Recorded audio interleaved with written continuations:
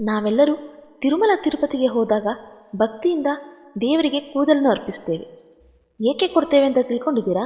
ನಮ್ಮ ಮನೋಸಂಕಲ್ಪವನ್ನು ಈಡೇರಿಸಿದೆಯ ತಂದೆ ಅಂತ ಹೇಳಿ ಭಗವಂತನಿಗೆ ಸಂಪೂರ್ಣ ಶರಣಾಗತಿ ಭಾವದಿಂದ ನಮ್ಮ ಅಹಂಕಾರವನ್ನು ದೇವರಿಗೆ ಅರ್ಪಿಸುವುದು. ಅಂದರೆ ಮನುಷ್ಯರಿಗೆ ಅಹಂಕಾರ ತಲೆ ಮೇಲೆ ಇದೆ ಅಂತ ಹೇಳ್ತಾರಲ್ವಾ, ಅಂತಹ ತಲೆಯನ್ನು ಭಗವಂತನ ಮುಂದೆ ಭಕ್ತಿಯಿಂದ ಶರಣಾಗಿಸಿ ಸೌಂದರ್ಯ ಮತ್ತು ಗರ್ವದ ಅಹಂಕಾರದ ಸಂಕೇತವಾದ ಸುಂದರವಾದ ಕೂದಲನ್ನು ಭಗವಂತನ ಪಾದಕ್ಕೆ ಅರ್ಪಿಸುವ ಮೂಲಕ ಸಮರ್ಪಣಾ ಭಾವದಿಂದ ಕೃತಜ್ಞತೆಗಳನ್ನು ಸಲ್ಲಿಸುವ ರೀತಿ ಅಂತಲೇ ಹೇಳಬಹುದು.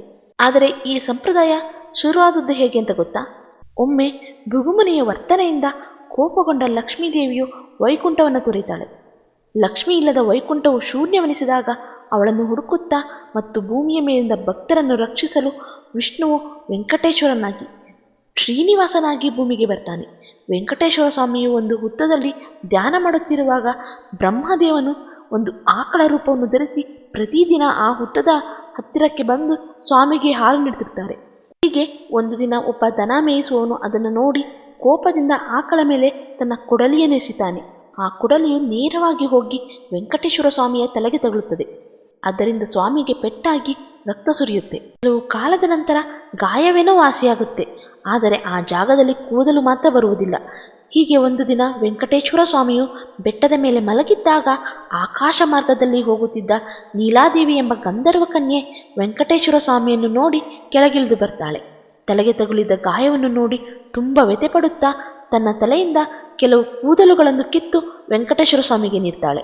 ಆಗ ವೆಂಕಟೇಶ್ವರ ಸ್ವಾಮಿ ಒಂದು ಕ್ಷಣವೂ ಯೋಚಿಸದೆ ಕೂದಲು ಕೊಟ್ಟ ಆಕೆಯನ್ನು ಕಂಡು ತನ್ನ ಅಂದಕ್ಕಾಗಿ ನಿನ್ನ ಸೌಂದರ್ಯವನ್ನು ಹಾಳು ಮಾಡಿಕೊಂಡಿಯಲ್ವೇ, ಈ ಬೆಟ್ಟದ ಸಾಲನ್ನು ನಿನ್ನ ಹೆಸರಿಂದಲೇ ಕರೆಯಲಾಗುತ್ತೆ. ಕಲಿಯುಗದಲ್ಲಿ ಬೆಟ್ಟದ ಮೇಲೆ ಬರುವ ನನ್ನ ಭಕ್ತರು ತಮ್ಮ ಕೂದಲನ್ನು ನೀಡುವ ಸಂಪ್ರದಾಯ ಆರಂಭವಾಗುತ್ತೆ. ಆ ಕೂದಲಿನ ಶಕ್ತಿಯೆಲ್ಲ ಬೇರೆ ಲೋಕದಲ್ಲಿರುವ ನಿನಗೆ ದಕ್ಕುತ್ತದೆ ಎಂದು ವರ ಕೊಡ್ತಾರೆ. ಅಂದಿನಿಂದ ಅದು ನೀಲಾದ್ರಿ ಬೆಟ್ಟ ಎಂದು ಹೆಸರುವಾಸಿಯಾಯಿತು. 7 ಬೆಟ್ಟಗಳಲ್ಲಿ ಇದೂ ಕೂಡ ಒಂದು. ಹೀಗೆ ಕೂದಲು ಕೊಡುವ ಸಂಪ್ರದಾಯ ಕೂಡ ಅಂದಿನಿಂದಲೇ ಶುರುವಾಯಿತು. ಇಷ್ಟಕ್ಕೂ ತಿರುಮಲ ಬೆಟ್ಟದಲ್ಲಿ ನಾವು ಕೊಡುವ ಕೂದಲನ್ನು ಏನು ಮಾಡ್ತಾರೆ ಅಂತ ಗೊತ್ತಾ? ತಿರುಮಲದಲ್ಲಿ ಸಂಗ್ರಹವಾದ ಕೂದಲನ್ನು ಸ್ವಚ್ಛಗೊಳಿಸಿ ವರ್ಗೀಕರಿಸಿ ಅಂತಾರಾಷ್ಟ್ರೀಯ ಮಟ್ಟದಲ್ಲಿ ಹರಾಜು ಹಾಕಲಾಗುತ್ತದೆ. ಇದರಿಂದ ಬರುವ ಆದಾಯವನ್ನು ದೇವಸ್ಥಾನದ ಧರ್ಮದತ್ತಿ ಕಾರ್ಯಗಳಿಗೆ ಬಳಸಲಾಗುತ್ತೆ ಅಂತ ಹೇಳ್ತಾರೆ.